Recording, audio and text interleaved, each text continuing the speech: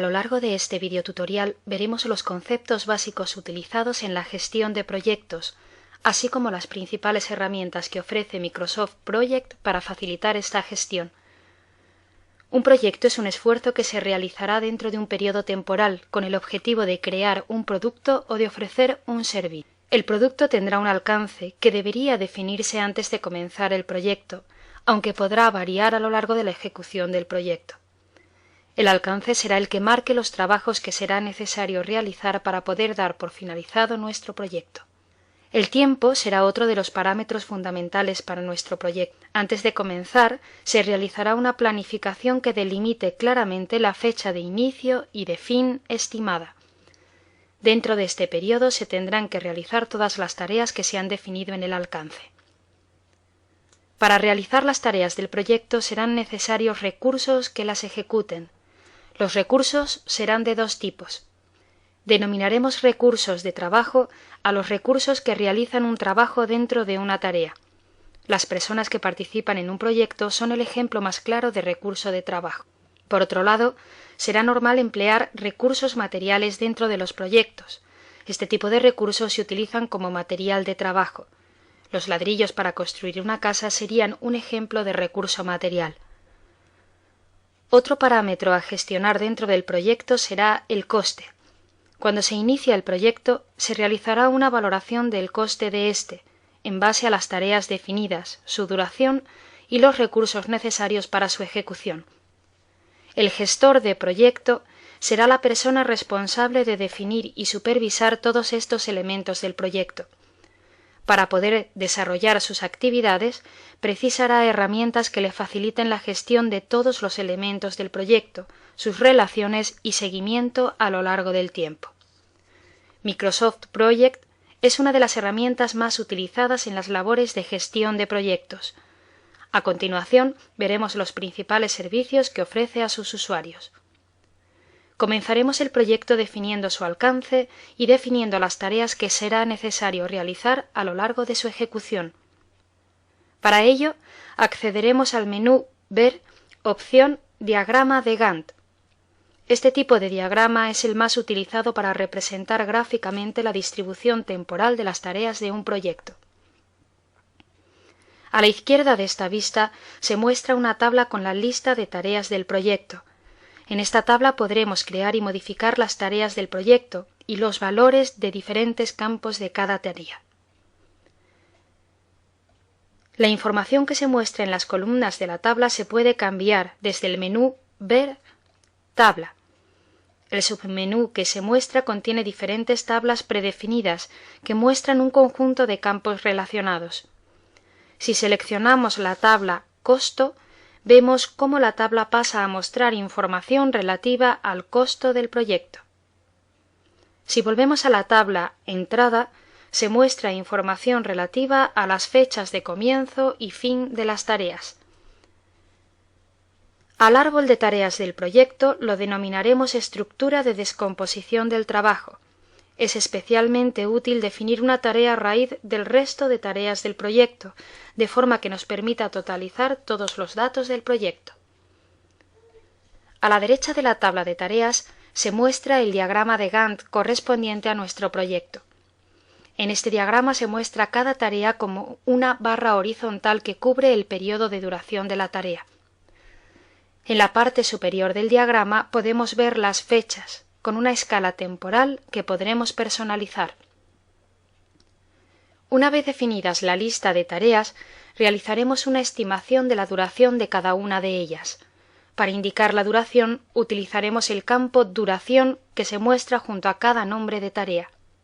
Por defecto, esta duración se indica en días, aunque es posible utilizar otras unidades. Por último, tendremos que planificar el comienzo del proyecto y de cada una de sus tareas. Para que esta labor sea menos tediosa, es fundamental indicar las dependencias que existen entre las tareas, de forma que marquemos unas reglas en el orden de ejecución de las tareas del proyecto. En nuestro ejemplo, la tarea de pintar techos queremos que se ejecute antes de la tarea pintar paredes, por lo que hemos establecido una dependencia entre ambas. Las dependencias se muestran en el diagrama con una flecha que une unas tareas con otras. Podemos crear dependencias pulsando con el ratón sobre la tarea predecesora y arrastrando hasta la sucesora. Una vez establecidas las dependencias, solo tendremos que indicar las fechas de inicio de la primera tarea predecesora y Project se encargará de calcular las fechas de inicio del resto de tareas sucesoras. En nuestro ejemplo, si cambiamos la fecha de inicio de la tarea tapar grietas, vemos cómo todas las tareas sucesoras cambian automáticamente de fecha de inicio, para respetar las dependencias que hemos establecido. Una vez definidas las tareas y su planificación, será necesario definir los recursos que tendrán que realizarlas. Para la definición de los recursos e información asociada a los mismos, accederemos al menú Ver, opción Hoja de recursos. En la hoja de recursos se muestra en forma de tabla la lista de recursos definidos y podremos añadir nuevos recursos completando las filas vacías de dicha tabla. Como datos destacables que será necesario cumplimentar para cada recurso tenemos nombre del recurso. Es una descripción corta que nos permitirá identificarlo. En el caso de una persona, podríamos indicar su nombre real. Si no tenemos definidas personas concretas para nuestro proyecto, podremos utilizar el nombre de su perfil, por ejemplo, Fontanero 1. Campo tipo.